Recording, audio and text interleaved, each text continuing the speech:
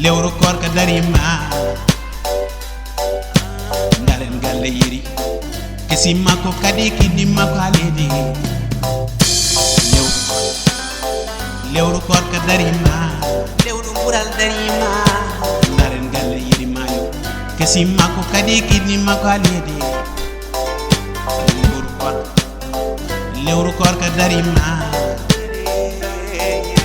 ndaren galle yiri mayo kesi makko kadi kiddi makko halidi yeri nene galle mudum mi wadda fode mudum eso hiri namdo kumtari mudum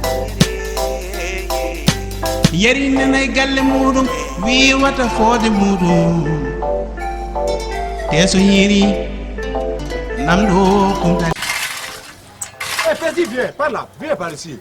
On va nettoyer ici et après on va amener le brouillard par là. Vas-y. Oui, vas-y. Enlève ça, petit. Voilà, c'est comme ça. Doucement, doucement. Hein? Doucement. Voilà, doucement là. Ok, doucement là. Doucement, non, doucement. Petit, attends-moi.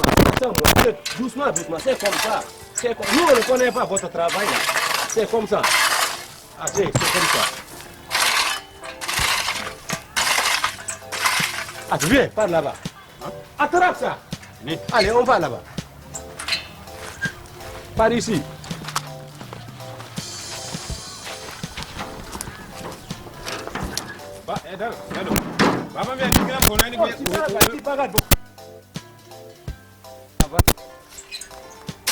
Vas-y. Travaillez. Travaillez. C'est quoi un tchèque? C'est pas mon affaire. Tu vas travailler, tu vas payer 1000 francs. C'est 1000 francs. Oh, vas-y. Vite fait, vite fait. J'ai dit ton père, il me fatigue là-bas. Moi, je pense fatigué. Ah, il y a ton père. Travaillez. Faites vite, vite, vite. Travaillez. Travaille-toi, travaille. On parle. Je n'ai pas le... Tu as vu le bâtiment là? Moi, j'ai construit tout.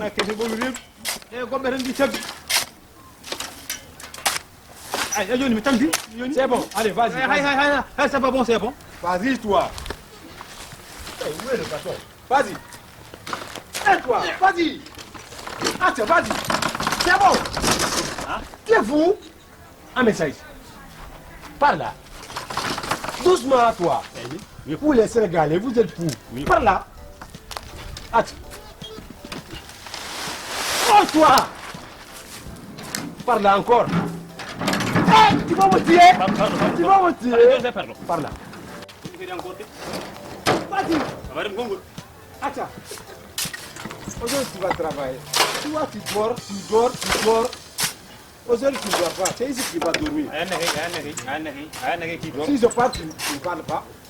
Ici, c'est mon chantier. Ici, c'est pour moi. C'est moi qui travaille, c'est moi qui commande.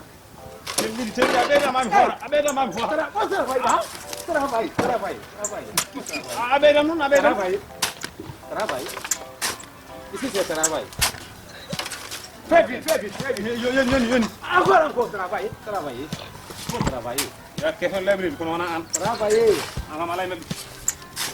Moi.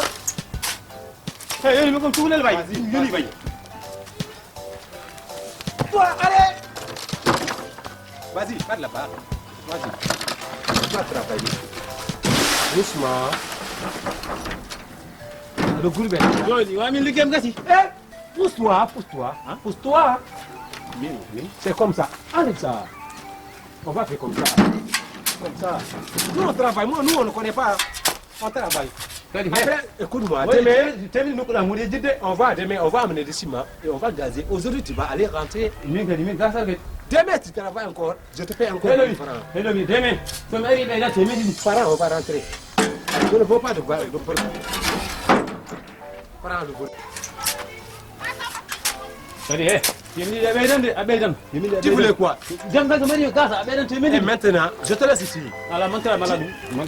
Écoute-moi, tu vas mettre 5 fois, 5 brouettes. Moi, je pars aller régler le ciment. Et après, demain, on va travailler. Demain, quand on travaille, Demain, on va travailler. Pendant cela. Ça veut dire, mais Oh, toi, tu bagarres beaucoup. Moi, je vais aller régler le ciment et je viens. Tu connais? Bâtard. Moi, si tu ne travailles pas, tu vas mourir. Tu vas mourir. Ayana kay mourir.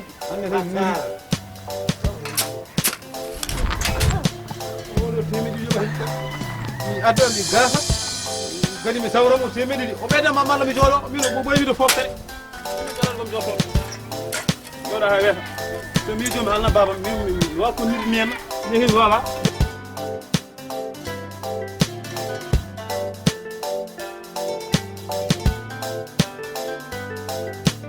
Toi, Mario, aujourd'hui j'ai bien travaillé.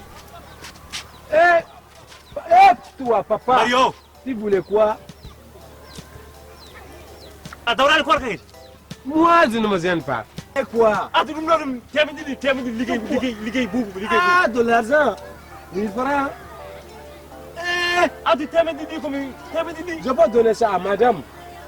ala madame wi C'est à madame. Daro Vas-y. Daro madame wi yara kam yam sodi am buru Eh, je ne veux pas de problème.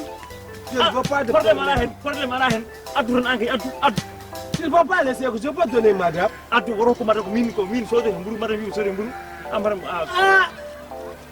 Eh. 2000 francs. Garde ça bien et après tu vas donner madame. C'est madame qui a fait pour qu'il travaille, c'est pas toi. Moi je ne veux pas toi. Si tu manges l'argent, je... Eh.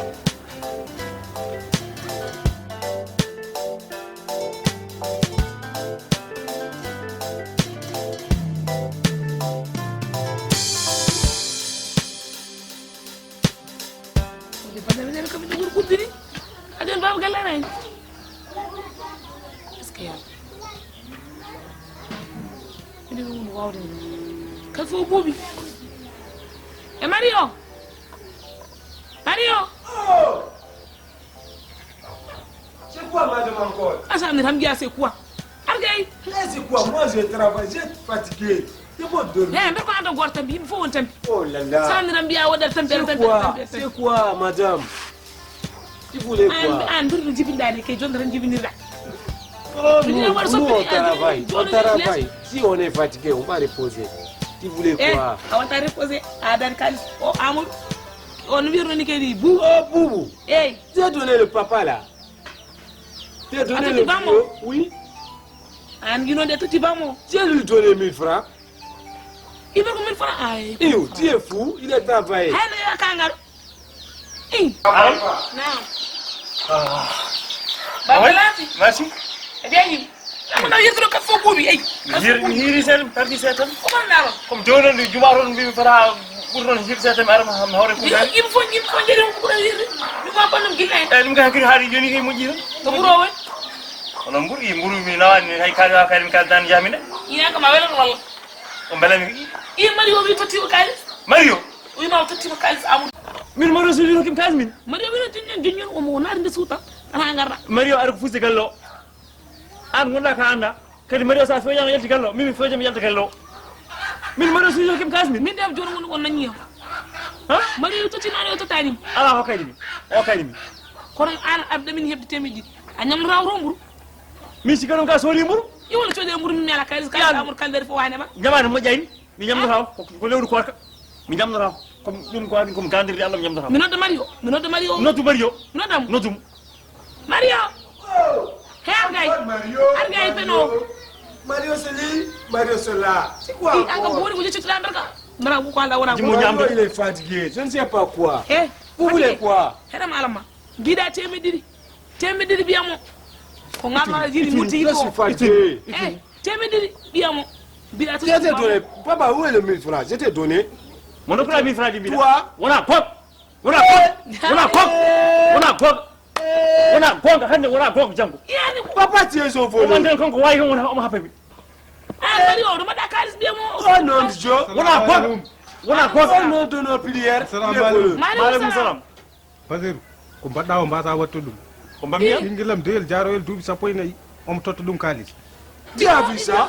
o totti ɗum 200 Iya ngara aɓuradi wonde gorko pour wattu ɗum noon sa watti ɗum noon ken ma yoɓ ana ko sehilaaɓe tan no firmumi en gona sehilaaɓe en gona sehilaaɓe rokku ɓiɓɓe ma Papa, encore toi, Mohamed tu fais des bêtises. mi ko mi neji Baba Galle Tu as dit tu es son musulman. suku fo aɗati yimɓe woni lewru koor Baba Eh, Galle Mario. adani kafe adda bata heɗero kafe ko min yeyi ñamligi Papa, il fait comme ça. Tu as vu ça? Mario Oui. mbimi ɓe noddiri kumdadi Eh, c'est pas mon affaire, si c'est pas mon problème.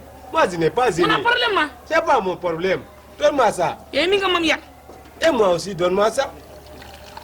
Papa, kono min Baba Galle nani ñam il a fait une wono Baba Galle bêtise. hande so waɗi oɗo pétis tan janggor waɗi ko ɓurɗum bonde Tu as vu ça?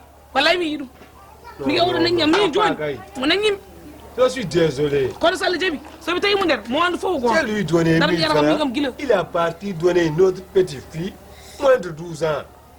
Pour là, je ne comprends pas votre somi fille. tawi mo nder to andi somi tawi mo nder to mo andu fof quoi Eh, vas-y, vas-y. Vous faites beaucoup de bêtises. Aujourd'hui, papa ne boit pas ici. Je sais jamais. Ok, madame, frappe-le. Faut frapper l'eau. Moi, Mario, je ne me gêne pas. Je bois du café, dormir. Oh, Mario.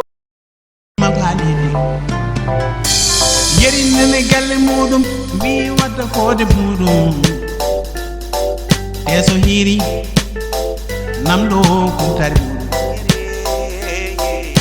yeri nene galle muɗum wi wadda foode muɗum te so hiiri